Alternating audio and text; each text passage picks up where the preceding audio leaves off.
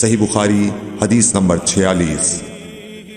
طلحہ بن عبید اللہ کہتے تھے کہ نجد والوں میں سے ایک شخص حضرت صلی اللہ علیہ وسلم کے پاس آیا، سر پریشان یعنی بال بکھرے ہوئے تھے۔ ہم اس کی آواز کی بنبناہٹ سنتے تھے اور ہم سمجھ نہیں پا رہے تھے کہ وہ کیا کہہ رہا ہے، یہاں تک کہ وہ نزدیک آن پہنچا جب معلوم ہوا کہ وہ اسلام کے بارے میں پوچھ رہا ہے۔ حضرت صلی اللہ علیہ وسلم نے فرمایا کہ اسلام دن رات میں 5 نمازیں پڑھنا ہے۔ اس نے کہا بس اس کے سوا تو اور کوئی نماز مجھ پر نہیں۔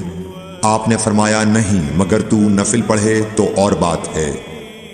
حضرت صلی اللہ علیہ وسلم نے فرمایا اور رمضان کے روزے رکھنا۔ اس نے کہا اور تو کوئی روزہ مجھ پر نہیں ہے۔ آپ نے فرمایا نہیں مگر تو نفل روزے رکھے تو اور بات ہے۔ طلحہ نے کہا اور حضرت صلی اللہ علیہ وسلم نے اس زکوٰۃ کا بیان کیا۔ وہ کہنے لگا کہ بس اور کوئی صدقہ مجھ پر نہیں ہے۔ آپ نے فرمایا نہیں مگر یہ کہ تو نفل صدقہ دے تو اور بات ہے۔ پھر وہ شخص پیٹھ موڑ کر چلا گیا، یوں کہتا جاتا تھا قسم خدا کی میں نہ اس سے بڑھاؤں گا نہ گھٹاؤں گا۔ حضرت صلی اللہ علیہ وسلم نے فرمایا اگر یہ سچا ہے تو اپنی مراد کو پہنچ گیا۔